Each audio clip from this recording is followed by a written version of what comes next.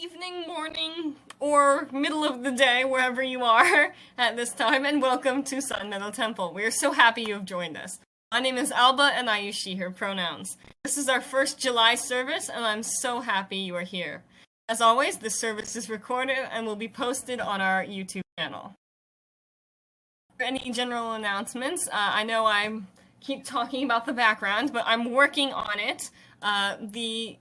And with the products, we've had one of our assisters who isn't a member, but who is helping us with products, has come up with a great idea, which I will share with you later when we work out some of the kinks. But due to all of the issues with Reddit and similar, we've had some massive delays in things such as the technology, the songs, the products, all of that stuff has just been delayed, I'll say. So we're going to start with our opening words. As per usual, you can read them aloud at home, or just listen to me read them. We welcome you into the light of the gods, and light this flame in celebration. May its brightness symbolize our connection to the gods and the natural world. May you join us in this community of faith, cherishing love and with open hearts. Okay. So, our theme for this month is friendship, which is a deeply important thing across many pagan revivalists' faith. Sorry, that's a mouthful. And is something that can often be challenging as a pagan in today's world. There we go. Our readings today are Irish fairy tales, Hesiod, De Officiis by Cicero, and the Havamal. So we'll start with Irish fairy tales. Here, a gay band went, carrying rich treasure to decorate the pavilion of a Munster lord. On another rode a vat of seasoned yew, monstrous as a house on wheels, and drawn by 100 laborious oxen, came bumping and joggling, the ale that thirsty Connaught princes would drink.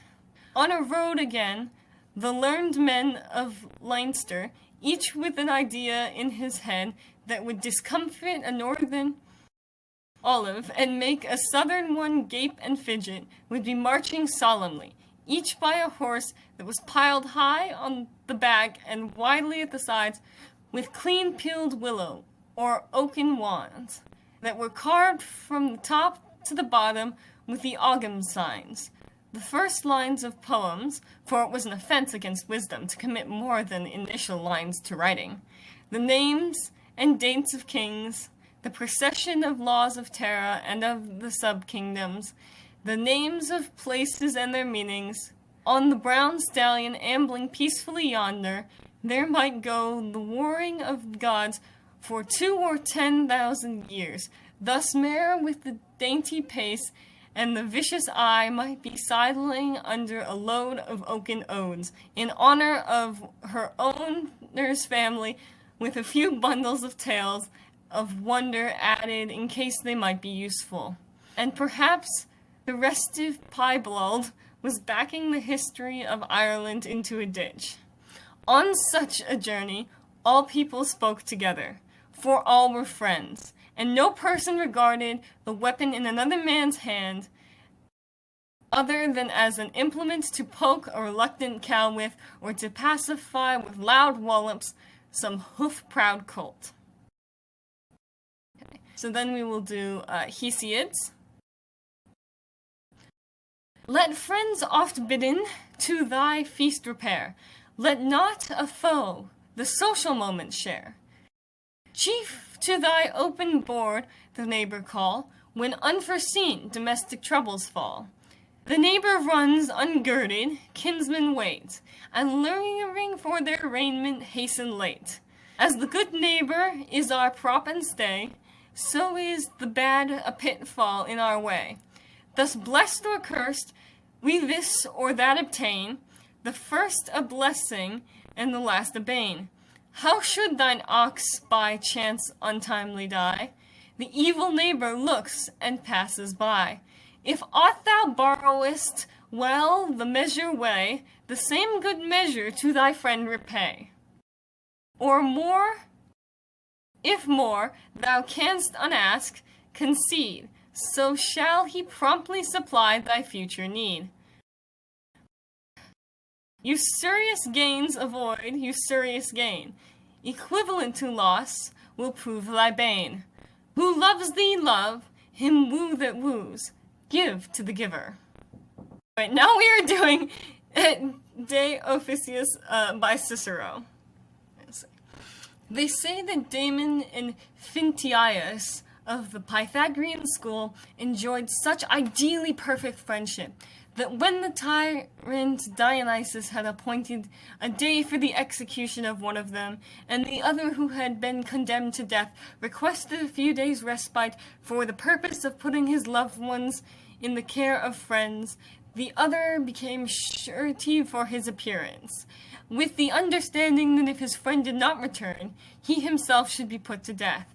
And when the friend returned on the day appointed, the tyrant, in admiration for their faithfulness, begged that they would enroll him as a third partner in their friendship. Okay. And our final reading for today is from the Havamal, which I hope I'm saying that right. I practiced it a lot. It's like, with arms and vestments, friends should each other gladden, those which are in themselves most sightly. Givers and requiters are longest friends. If all goes well to his friend, a man should be a friend. And gifts with gifts requite, laughter with laughter, men should receive, but leasing with lying to his friend. A man should be a friend to him, his friend, but of his foe no man shall. His friend's friend be. Know if thou hast a friend, whom thou fully trusteth, and from whom thou wouldest good derive. Thou shouldest blend thy mind with his, and gifts exchange, and often go to see him. Okay.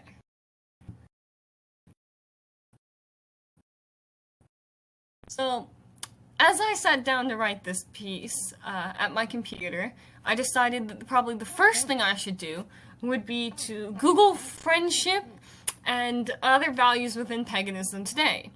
I was hoping to find some stories about great pagan friendships or how people had connected through paganism. Instead, I was presented with a barrage of messages to people like Ask Amy and other advice columns, suggesting or telling stories of how when discovering their friends' pagan faiths, people ended decades-long friendships. In addition, there were many articles talking about how to use your friendship to convert pagans and other faiths to your own faith. I had a very visceral reaction and yelled out the word yick as I began to read many of these articles. As expected, one of the most first articles began with that common biblical phrase, "Thou shalt not suffer a witch to live," and of course included many similar biblical verses and stories. Many advised people to pray for their friends, even when asked not to, and a lot of other just terrible, disrespectful, boundary-stomping methods. I was deeply uncomfortable and began scrolling to see if I could find other resources and articles that would assist me in the search for true stories of pagan friendships, but the limited results showed me that I was not likely to find what I was looking for. These search results were truly a surprise for me, because most of my time spent online is within other pagan circles or groups, and I forget how much disapproval for our practices and beliefs exists outside of these circles. For many pagans, religion, while still deeply important, is not the deciding factor in a friendship.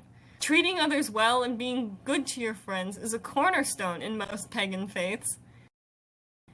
Our shared values and perspectives on friendship lead us to be able to bond across religions that might have conflicting points without being in conflict with one another, and as such, we have such a deeply bonded community.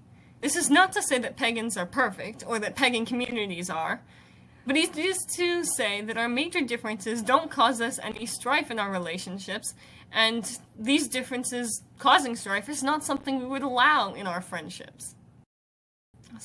We base our friendships on respect, cooperation, acceptance, enjoyment, and shared values. not specific religious beliefs.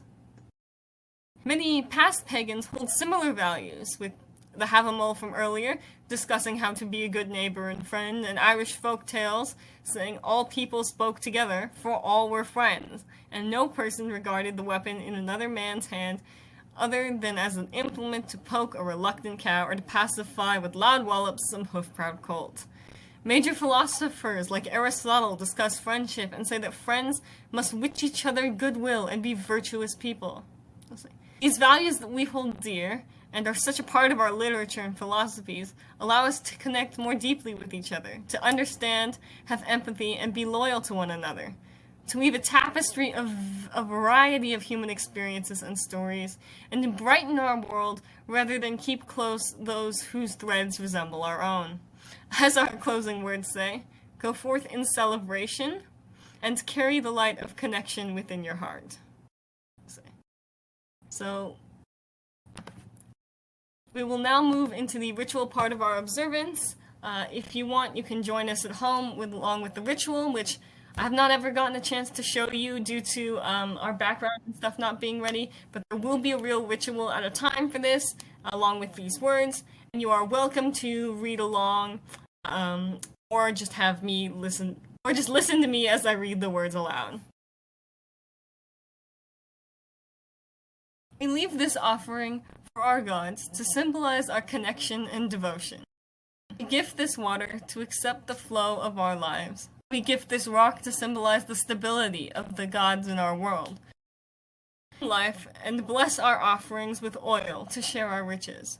We embrace our connection to each other and the world and celebrate our revival.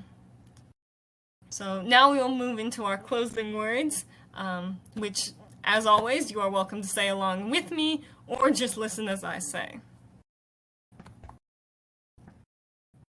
As we move out into the world, let us remember our community of faith. Cherish love and open your heart as you walk through life. Hold dear the light of the gods and our connection with the natural world. Go forth in celebration and carry the light of connection within your heart. So, now we'll move into our coffee hour portion, and I will turn off the recording, and you all can press to speak.